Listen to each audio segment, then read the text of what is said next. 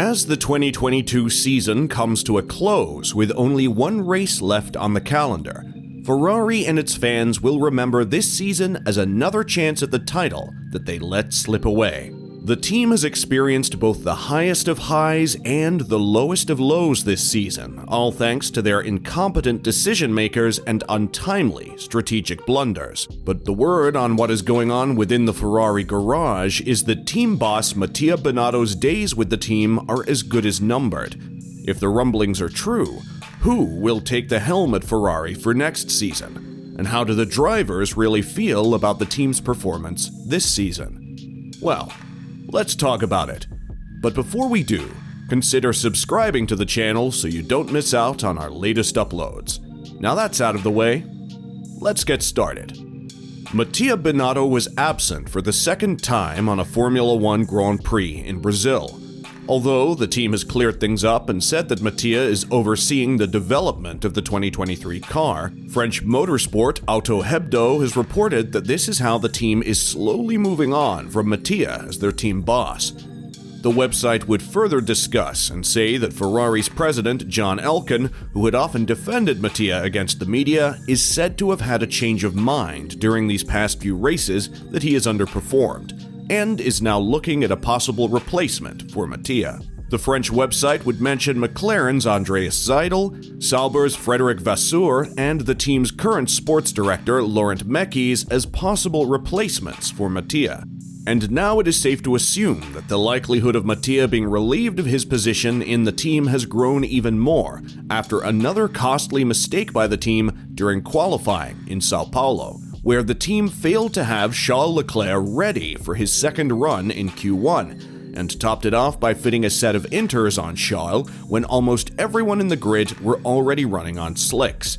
By that time, the drivers had already gotten a set of dry laps before the rain started to fall with an ever-increasing intensity.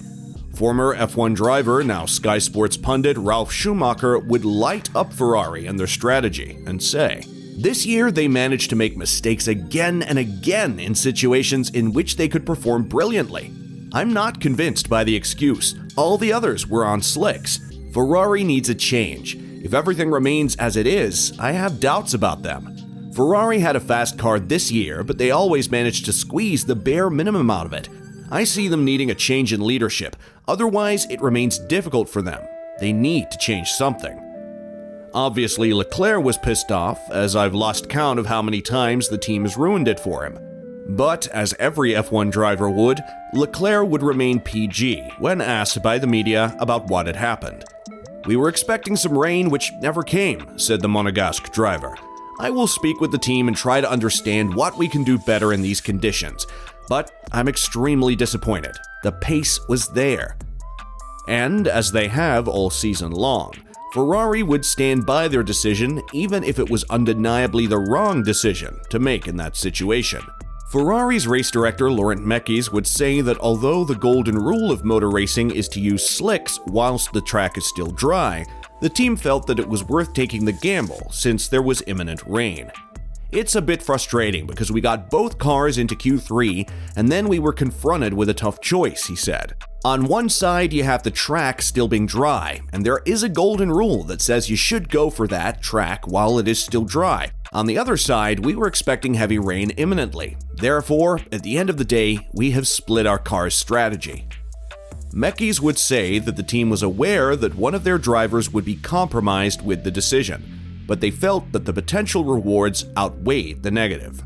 You always know, at that very moment where your cars are going out, that depending on the exact timing of the rain, it's going to be one happy man and one unhappy man. That's exactly what happened. The rain came probably a minute or two too late for Charles, and was probably the right timing for Carlos, who was second on track. It's the way it is. P5 and P10. It's the start of a long, long weekend.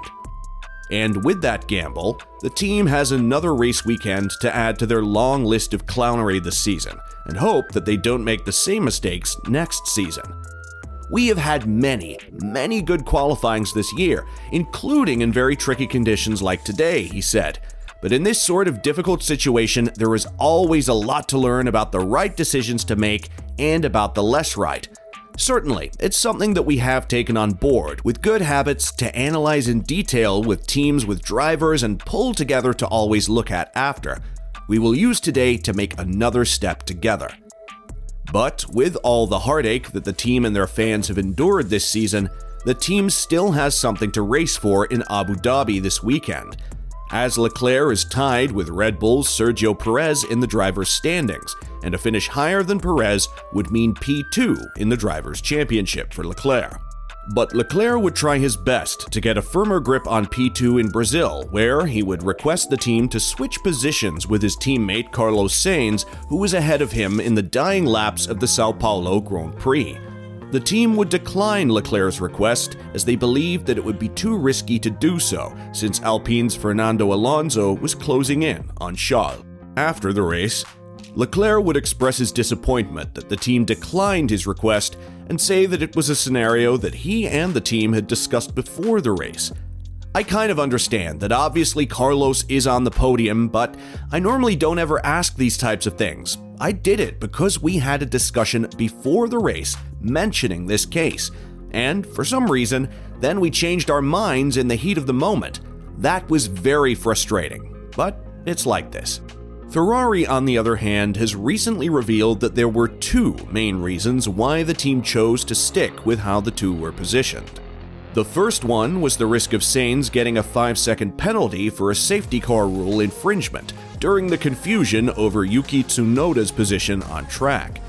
And the other was Fernando Alonso and Max Verstappen closing in quick on Leclerc.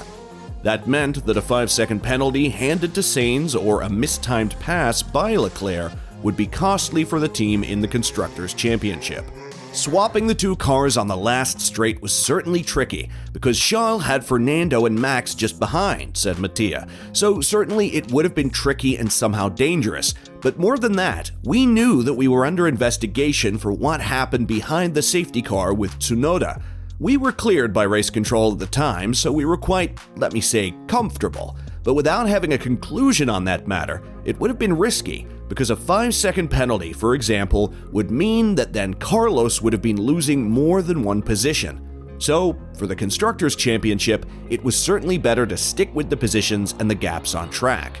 And as for Carlos, the Spanish driver would say that he received no news about Leclerc's request to swap positions, and would add that he would have been willing to give his position to Charles if the team had decided to act on Leclerc's request.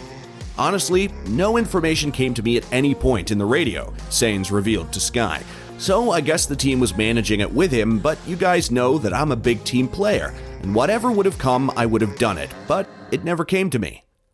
And there you have it, guys. So just how disappointing has this season been for Ferrari? Let us know in the comments section below. And as always, don't forget to like and subscribe to the channel if you haven't.